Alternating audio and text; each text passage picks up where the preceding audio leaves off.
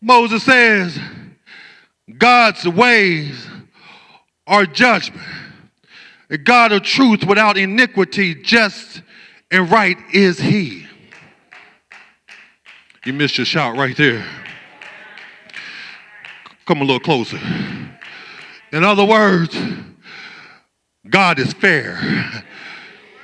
In fact, God is so fair that he will not punish a single repentant soul. Maybe I should say that again because somebody should have ran around the church. God is so fair that he will not punish a single repentant soul. God is so fair that he does not desire to punish anybody as long as they have a repentant soul. That's not tough for us to accept when we are the ones who deserve punishment. But here it is, we struggle with this, with the understanding of how God can forgive my enemies. Don't look at me like that. You know you struggle with it. You want God to forgive you and God to be just to you, but God can be fair to your enemies. And you ought to pray for your enemies. And maybe that's the place we should start if we really want to understand God's judgment. We, oddly enough, we know more about God's judgment and the truth than Moses did. So Moses only had a small sample of God, but we have a greater example in the amount of God's mercy through Christ's teachers who taught us many lessons on forgiveness in the New Testament. Look at your neighbor and say, neighbor, I got some forgiveness to do. I got to forgive some folk in my life because my God has forgiven me. Am I preaching to somebody today? I like what the Bible tells me. It tells me to remove the mote from my eye and before I can see the speck in another's eye. In other words, you need to work on yourself first before you work on somebody else. Get yourself right with God first before you try to get right with the whole Moses Ode in Deuteronomy's 32nd chapter recants the apostasy of Israel who chose time and time again to be unmindful of the judgment of the rock. Okay. Moses reminded them that they had forgotten who had formed them. I mean, there were moments when Israel was faithful. There's moments when Corona Baptist Church is faithful. There's a moment when you are faithful. But Satan had a field day with them in between. You know, he does that to us. What do we do from Sunday to Sunday? We're faithful on Sunday, but in between Sunday and Sunday, the devil seems to have a playground.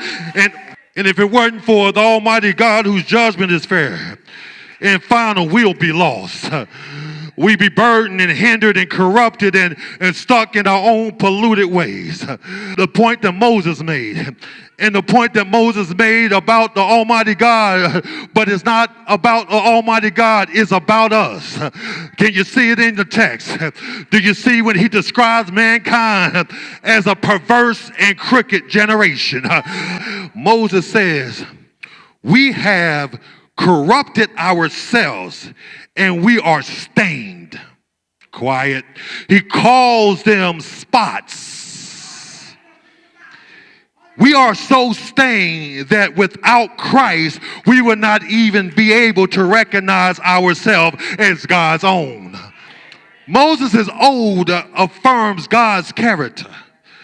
But what of the character of a perverse generation?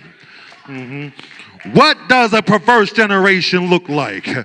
Minister T, I'm glad you asked that question. Here it is. A perverse generation and crooked generation is obstinate. A perverse generation is stubborn, headstrong, and defiant. There are a lot of other adjectives that I could use, but I know you get the point, don't you? I like to say that those adjectives do not describe us, but Satan does quite a good job at disrupting man's character He disrupts our peace of mind. He corrupts our practice of honesty. He hinders our patience. He casts doubt on our character. He interferes with our holiness. Satan has the ability to deceive, the power to torment, the strength to subdue, the strategy to attack, and all of this is to achieve his own ungodly goals. He can convince a generation that good is evil and evil is good. He can persuade a generation that right is wrong and wrong is right. He can induce a generation to believe the truth is an error and error is the truth. It happens all the time and time in Israel. Can I say it here? It dared to see that we have seen this in our own time. Look at your neighbor. Say, doesn't this sound familiar? All you got to do is read the news and you'll see Satan at work. A perverse generation can be convinced that a bad man is good. A perverse generation can be convinced that a dishonest man is honest. A perverse generation can be convinced that a vulgar man is virtuous. A perverse generation can be convinced that a proud man is humble. A greedy man is generous. A corrupt man is clean. That's why a perverse generation needs a perfect God.